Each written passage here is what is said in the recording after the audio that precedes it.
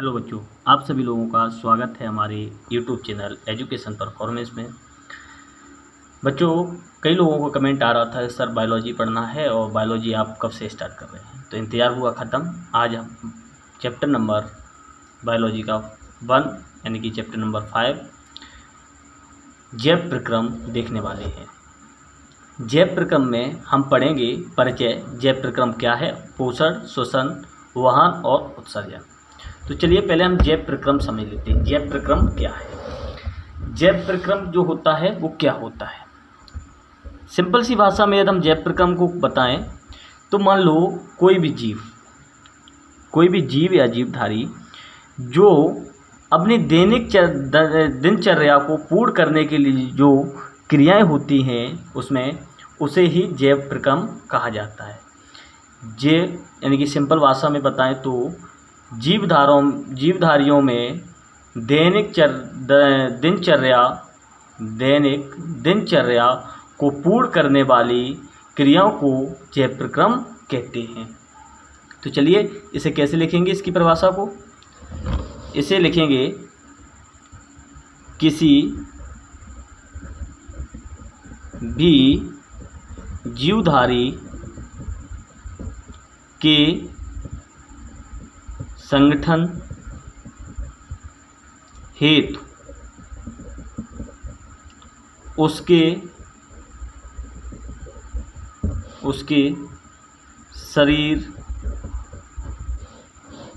शरीर में चलने वाली सभी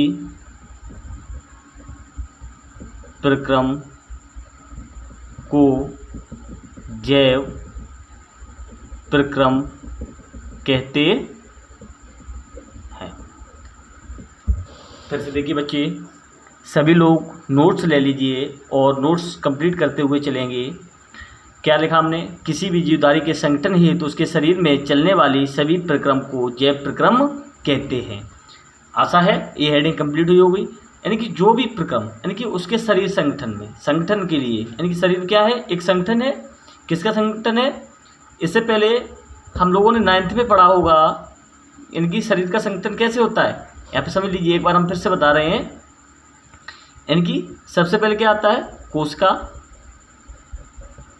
कोशिका मिलकर क्या बनाती है? ऊतक मिलकर क्या बनाते हैं? अंग मिलकर क्या बनाते हैं? अंगतंत्र, और अंगतंत्र से मिलकर क्या बना होता है? शरीर। यही हमारा प्रक्रम होता है शरीर का। यानी कि इस जो संगठन को चलाता है, इस संगठन में जो भी प्रक्रम चलते हैं उसे ही जैव प्रक्रम कहते हैं। अब जैव प्रक्रम कितने प्रकार के होते हैं? तो यहाँ पे हम लिखेंगे जैव प्रक्रम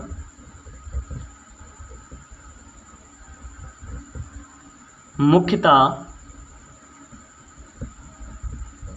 4 प्रकार के होते हैं। नंबर एक पोषण,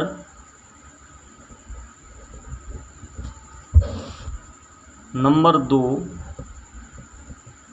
श्वसन, नंबर 3 वहन, नंबर 4 उत्सर्जन।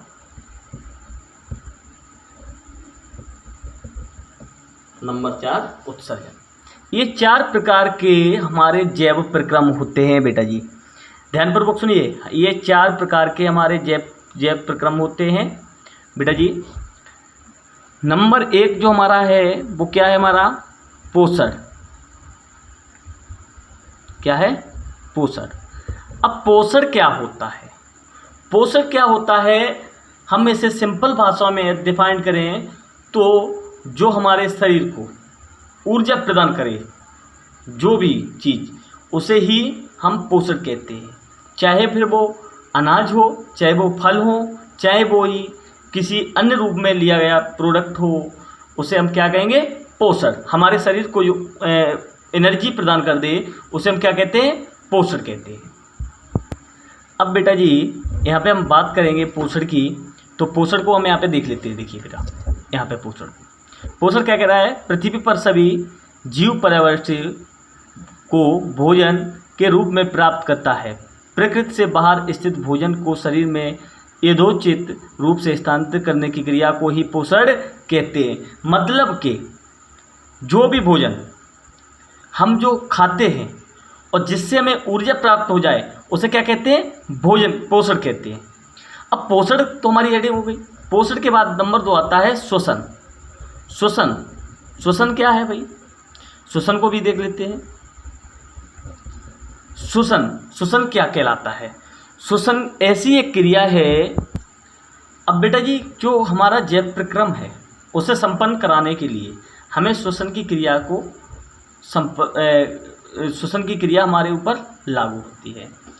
बेटा हम बात करें श्वसन, तो श्वसन में क्या होता है, जैसे हमने सांस लिया, अब ये सांस हम क्यों लेते हैं, सोचा है कभी आपने?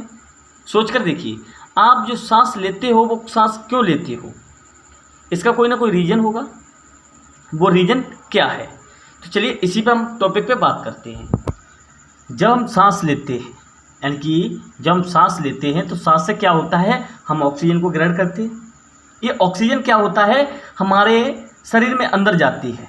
ध्यानपूर्वक सुनिए, जब हम इसे श्वास लेते हैं तो ये सांस हमारे शरीर के अंदर जाती है और शरीर के अंदर जाकर के ये क्या होता है, ब्लड में इंक्लूड हो जाती है, यानी ब्लड में मिक्स हो जाती है। और जो ब्लड होता है वो प्रत्येक सेल्स तक पहुंचाने का कार्य करता है हमारा हार्ट, यानी कि दिल जो होता है वो पंपिंग करता है, जो कि हमारे प्रत्येक शरीर की कोशिका तक वो ब्लड पहुंच सके।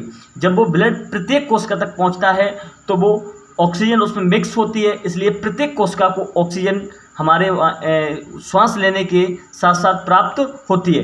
क्योंकि हमारी त्वचा जो होती है बेटा जी, इस त्वचा के जरिए से, इस त्वचा में भी ऑक्सीजन की मात्रा होना चाहिए। यदि हमारे शरीर में ऑक्सीजन की मात्रा नहीं है तो वो त्वचा हमारी क्या हो जाएगी, डेड हो जाएगी। सेल्स हमारी क्या हो जाएगी, डेड्स हो जाएगी। और डेड्स हो गई सेल्स तो वो वहाँ से उस शरीर का कोई, यानी कि उस सेल्स का कोई कार्य ही नहीं बचेगा। अब यहाँ से तो हम ऑक्सीजन पूरे शरीर में नहीं पहुँचा सकते, क्योंकि जो ऊपर जो कोशिकाएं होती हैं वो अत्यधिक जटिल कोशिकाएं होती हैं। इन कोशिकाओं के थ्रू हम ऑक्सीजन को शरीर के अंदर नहीं पहुंचा सकते हैं। इसलिए हम कौन सी क्रिया करते हैं, श्वसन की क्रिया, यानी कि गैस का आदान प्रदान। जब हम गैस को लेते हैं तो वो ऑक्सीजन लेते हैं और जब छोड़ते हैं वो कार्बन डाइऑक्साइड छोड़ते हैं। कार्बन डाइऑक्साइड कहाँ से आता है, जब हमारी जैव प्रक्रिया, यानी कि हमारी जब, सुनिए दिमाग से सुनिएगा बेटा जी, देखिए लिखने को आप यहाँ से लिख सकते हैं, श्वसन को यहाँ से लिख सकते हैं और हम बता भी देंगे अगले नोट्स में। ध्यानपूर्वक सुनिए, यदि आप हमारे साथ चलते हैं तो पूरा नोट्स बनवाएंगे हम। अगले सेशन में हम बात करेंगे किस प्रकार हमें लिखना है श्वसन, वो भी हम लिखा देंगे। लेकिन यहाँ पे सबसे मेन इंपॉर्टेंट चीज़ है वो समझ लीजिएगा। समझ गए तो कभी नहीं भूलोगे, रटते रहे तो रट्टू तोता बने रहोगे। तो क्या है कि जब हम सांस को लेते हैं तो वो ऑक्सीजन होती है, लेकिन जब हम छोड़ते हैं तो कार्बन डाइऑक्साइड छोड़ते हैं। कभी सोचा है ऐसा क्यों होता है बेटा, कोई बताएगा? चलिए जल्दी से कमेंट करके बताइए हमें कोई। चलिए कोई नहीं, हम बताते हैं। जब हमारे शरीर में जैव प्रक्रियाएं होती हैं या हो रही होती हैं तो उस समय क्या होता है, कार्बन डाइऑक्साइड, क्योंकि हमने जब पोषण लिया था तो वहाँ पे एक चीज़ लिखी थी, क्या लिखी थी कि जंतु जटिल कार्बनिक पदार्थों को भोजन के रूप में ग्रहण करते हैं। क्या करते हैं, जंतु जटिल पदार्थों को। यहाँ पे ये देखिए मेन इंपॉर्टेंट पॉइंट है बेटा, इसे टिक कर लेना, इसे टिक कर लेना अपनी किताब में कि जो जंतु होते हैं वो क्या करते हैं, जटिल कार्बनिक पदार्थों को भोजन के रूप में ग्रहण करते हैं। जब कार्बन पदार्थ ग्रहण किए तो उससे कार्बन तो निकलना ही है, कार्बन डाइऑक्साइड। तो जब कार्बन डाइऑक्साइड का उत्सर्जन हुआ तो उसे हम बाहर निकालेंगे, और बाहर जब निकालेंगे तो दूसरी गैस की हमें ज़रूरत पड़ेगी, तो वो हम क्या, कौन सी गैस ग्रहण करते हैं, ऑक्सीजन। इसे ही हम क्या कहते हैं बेटा जी, श्वसन कहते हैं। अब श्वसन आप यहाँ से देख सकते हैं, इसे एक बारी पढ़ लें खुद, ठीक है। नेक्स्ट क्रिया आती है परिवहन या वाहन। नंबर 3 परिवहन, ये वो वाला वाहन नहीं है, परिवहन नहीं होता है, ये वो परिवहन होता है। ये परिवहन मतलब कि, अब परिवहन का क्या मतलब है, परिवहन को ध्यानपूर्वक सुनिए, मोस्ट इम्पोर्टेंट। यहाँ से हमने खाया, फिर उसे क्या हुआ, हमने उसे पचाने के लिए श्वसन किया, यानी पचाने में जो कार्बन डाइऑक्साइड निकली उसे बाहर निकालना पड़ा और उसके बदले में हमने ऑक्सीजन ग्रहण की। अब ये पच गया, यहाँ तक पचने की क्रिया तो हो गई। परिवहन, ये क्रिया क्या है इसे हम समझ लेते हैं। बेटा जी यहाँ पे क्या हुआ, हमने पोषण लिया, यहाँ श्वसन की क्रिया को संपन्न कराया, क्योंकि जैव प्रक्रिया को संपन्न करने के लिए श्वसन करना आवश्यक है। अब जो भोजन लिया है वो क्या होगा, पाचन तंत्र में जब हमारा ये भोजन पहुँचेगा तो वहाँ से क्या होगा कि एक ऊर्जा उत्पन्न होगी। यहाँ से यहाँ तक की क्रिया में जो भोजन हमने ग्रहण किया और जैव प्रक्रम जो हुआ उससे क्या हुआ, ऊर्जा उत्पन्न हुई। अब जो ऊर्जा उत्पन्न हुई, भाई शरीर में हर जगह तो भोजन जाता नहीं है, क्या जाती है, ऊर्जा जाती है। हम जैसे बोल रहे हैं, अब हम बोल रहे हैं, समझिए हम जो बोल रहे हैं, क्या हमारे बोलने में शक्ति की जरूरत पड़ रही है? अब ये शक्ति कहाँ से आती है, भोजन से आती है। क्या भोजन डायरेक्ट में शक्ति देता है? नहीं देता है ना, कुछ तो उसका प्रक्रम होगा ना। तो उसी प्रक्रम यानी कि जो ऊर्जा उत्पन्न होती है वो प्रत्येक शरीर के अंग तक पहुंचाने का कार्य जो होता है उसे ही कहते हैं जैव प्रक्रम, परिवहन। क्या कहते हैं, परिवहन। ये क्या होता है, भोजन के दौरान जब जो ऊर्जा उत्पन्न होती है उसे प्रत्येक शरीर की सेल्स तक पहुंचाने का कार्य जो होता है वो हमारी क्रिया कहलाती है परिवहन क्रिया। तो यहाँ क्या करेंगे, ऊर्जा, उत्पन्न ऊर्जा, यहाँ पे लिखना उत्पन्न ऊर्जा, ऊर्जा को शरीर के प्रत्येक अंग तक पहुंचाने की क्रिया को परिवहन कहते हैं। अब किससे उत्पन्न हुई बेटा जी, पोषण से उत्पन्न जो ऊर्जा हुई। पोषण क्या हुआ, पाचन तंत्र में गया, पाचन तंत्र में जो पाचन हुआ वो उसमें जरूरत किसकी पड़ी, श्वसन की पड़ी, और श्वसन के बाद जो ऊर्जा उत्पन्न हुई उसे प्रत्येक शरीर तक पहुंचाने की क्रिया को क्या कहा गया, परिवहन। अब परिवहन के बाद नेक्स्ट हेडिंग, लास्ट हेडिंग हमारी आती है उत्सर्जन। चौथी हेडिंग क्या है, उत्सर्जन। सर्जन, उत्सर्जन क्या होता है बेटा जी, उत्सर्जन। अब बेटा यहाँ पे हमने भोजन किया, भोजन का पाचन हुआ, पाचन में श्वसन की जरूरत पड़ी, श्वसन किया, श्वसन के बाद परिवहन जो ऊर्जा हुई उसे हमने शरीर के प्रत्येक अंग तक हमारे पहुंचा दिया गया है। अब जब जो जटिल पदार्थ थे उससे कुछ अपशिष्ट बचेगा शरीर में, पाचन के बाद और परिवहन क्रिया हो जाने के बाद जो अपशिष्ट बचता है वो से बाहर निकालना, यानी कि हमारे शरीर से, बॉडी से बाहर निकालने की क्रिया को ही उत्सर्जन कहते हैं। सिंपल भाषा में समझिए, यानी कि बाहर निकालने की क्रिया को ही उत्सर्जन कहते हैं। तो यहाँ लिखेंगे उपापचय, या आगे शरीर लगा देना, यहाँ लिख देना शरीर में उपापचय के पश्चात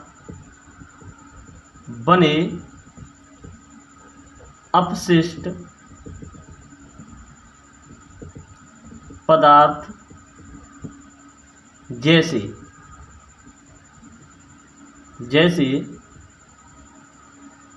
मान लिया हमने कार्बन डाइऑक्साइड CO2 कोमा नाइट्रोजनी आदि को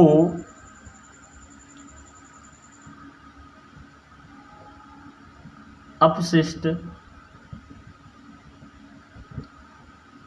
पदार्थ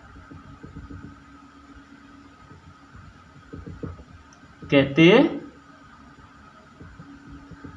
कैसे कहते हैं बेटा जी, यानी कि जो अन्य जो क्रियाओं के बाद जो बचता है, जैसे कि कार्बन डाइऑक्साइड बचता है, नाइट्रोजन बचता है और यूरिन वगैरह जो भी होता है हमारा, इसे बाहर निकालने की क्रिया को ही हम क्या कहते हैं बेटा जी, उत्सर्जन। तो यहाँ तक आपको इस चैप्टर में यहाँ तक हमने समझाया है कि ये सारा का सारा क्या हमारा है, जैव प्रक्रम। नेक्स्ट टॉपिक पे हम बात करेंगे कि जैव प्रक्रम को किस तरह से तैयार करना है और इसमें इस चैप्टर को एक बारी बारी से हम पढ़ेंगे और इसमें एक एक पॉइंट को समझेंगे और पूरा चैप्टर आपको इस प्रकार रटाया जाएगा कि आपको किताब छूने की आवश्यकता नहीं पड़ेगी। आप नोट्स बनाते रहिए एक बार दोहराने के लिए। हालांकि याद तो हम यहीं से कराएंगे, आपको चैनल के माध्यम से पूरी नॉलेज देंगे कि याद कैसे किया जाए। नेक्स्ट टॉपिक में हम और भी बात करेंगे कि पोषण के कितने प्रकार होते हैं, श्वसन की क्रिया को कैसे संपन्न कराते हैं। अभी तो हमने श्वसन समझा केवल। परिवहन की क्रिया कैसे संपन्न होती है, उत्सर्जन की क्रिया कैसे संपन्न होती है, भोजन हम लेते हैं तो वो कैसे पचता है, किस प्रकार पचता है, वो सारी की सारी हम नेक्स्ट टॉपिक में कवर करेंगे। पार्ट नंबर 1 ये हमने आपको दे दिया है, इसे अच्छे से रिवाइज करिए। अगले सेशन में जब भी हम मिलेंगे तो नए चैप्टर के साथ मिलेंगे। तब तक के लिए आप लोगों का धन्यवाद। वीडियो को लाइक और शेयर करते रहिए, जिससे कि हमें भी हेल्प मिलती रहेगी और चैनल ग्रो करेगा तो हमें अच्छे से अच्छे टॉपिक को कवर करने की हम कोशिश करेंगे। आप लोग क्या है, वीडियो तो देखते हैं लेकिन चैनल को सब्सक्राइब नहीं करते, ये सबसे बड़ी भूल कर रहे हो। चैनल को जरूर सब्सक्राइब करिए, क्योंकि आप एक बार वीडियो देख लेंगे, अगली बार जब आपको वीडियो नहीं मिलेगी तो आप तैयारी नहीं कर सकते। तो जिसे भी बच्चे को इसका स्क्रीनशॉट लेना है स्क्रीनशॉट ले लीजिए, नहीं तो साथ साथ नोट बनाते चलिए। बहुत बहुत